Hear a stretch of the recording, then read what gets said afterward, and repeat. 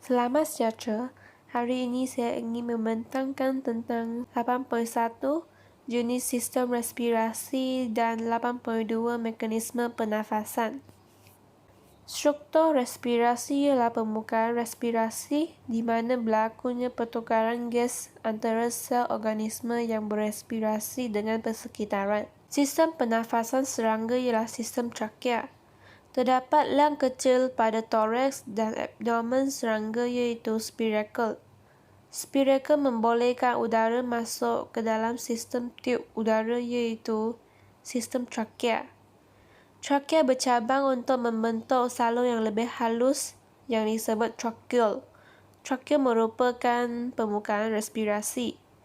Ia mempunyai ciri-ciri yang membolehkan pertukaran gas respirasi yang cekap, iaitu bilangan tracheal yang banyak menyediakan jumlah luas permukaan yang besar untuk pertukaran gas. Dinding tracheal adalah nipis dan lembab. Hal ini membolehkan gas oksigen meresap ke dalam sel manakala karbon dioksida meresap keluar dari sel ke dalam tracheal dengan cepat. Sesetengah serangga mempunyai kantong udara dalam sistem trakeanya. Kantong ini berisi udara untuk mempercepatkan penghantaran gas respirasi semasa pergerakan badan yang cegas. Struktur respirasi ikan ialah insang. Insang terdiri daripada barisan filamen yang disokong oleh lengkung insang. Filamen mempunyai banyak unjuran nipis dan pipih yang disebut lamela. Bilangan filamen dan lamela yang banyak memberikan jumlah luas permukaan yang besar untuk proses pertukaran gas yang cekap. Membran lamela insang adalah nipis dan dibekalkan dengan banyak kapilari darah bagi memudahkan peresapan dan pengangkutan oksigen dan karbon dioksida. Seterusnya adalah struktur respirasi kata. Dalam keadaan yang kurang aktif, kata menggunakan kulit untuk pertukaran gas. Kulit adalah nipis dan sangat telap terhadap gas respirasi. Kulit yang lembab membenarkan gas respirasi melarut ke dalamnya. Di bawah kulit terdapat banyak jaringan kapilari darah untuk mengangkut gas respirasi. Dalam keadaan yang aktif, katak menggunakan peparuh untuk pertukaran gas. Permukaan peparuh katak berlipat-lipat untuk menambahkan jumlah luas permukaan bagi pertukaran gas. Membran peparuh yang nipis memudahkan resapan gas respirasi. Dinding peparuh yang sentiasa lembab membolehkan gas respirasi melarut ke dalamnya. Peparuh juga kaya dengan jaringan kapilari darah untuk mengangkut gas respirasi dengan lebih cepat. Struktur respirasi manusia ialah alveolus. Bilangan alveolus yang banyak menyediakan jumlah luas permukaan yang besar untuk peresapan gas respirasi. Dinding alveolus sentiasa lembab. Gas oksigen dan gas karbon dioksida boleh melarut dengan mudah dan seterusnya meresap melalui dinding alveolus ke dalam kapilari darah. Alveolus dilingkari oleh jaringan kapilari darah yang banyak untuk mempercepatkan peresapan gas respirasi. Dinding alveolus yang nipis iaitu setebal satu sel memudahkan peresapan gas. Persamaan struktur respirasi manusia dan haiwan adalah struktur respirasi mempunyai nisbah jumlah luas permukaan kepada isi padu yang besar untuk pertukaran gas respirasi yang cekap. Struktur respirasi nipis dan memudahkan resapan gas respirasi berlaku dengan cepat.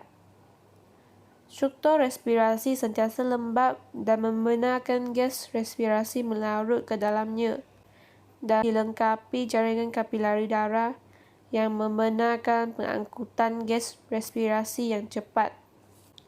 Perbezaan struktur respirasi manusia dan haiwan.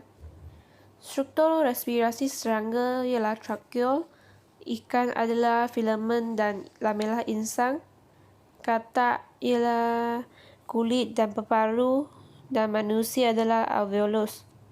Nisbah jumlah luas permukaan kepada isi padu yang tinggi bagi struktur respirasi diperoleh serangga adalah dengan bilangan trakeo yang banyak. Ikan adalah bilangan filamen dan lamela insang yang banyak. Katak adalah dengan permukaan dalam peparu yang berlipat-lipat dan keseluruhan permukaan kulit.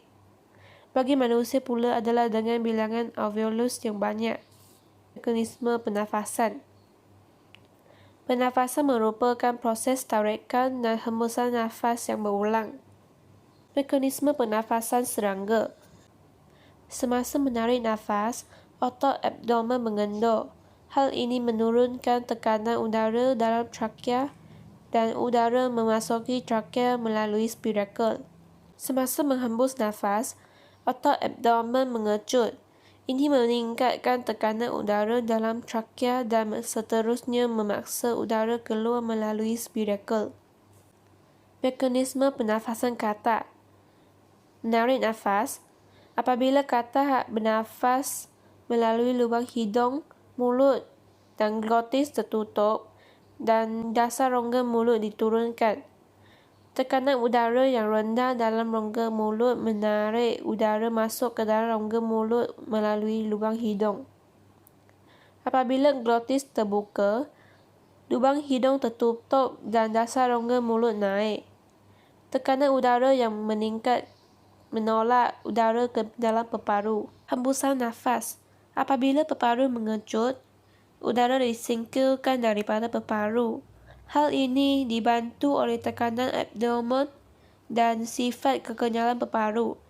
Sebahagian udara keluar melalui lubang hidung, manakala yang selebihnya bercampur dengan udara dan dalam rongga mulut.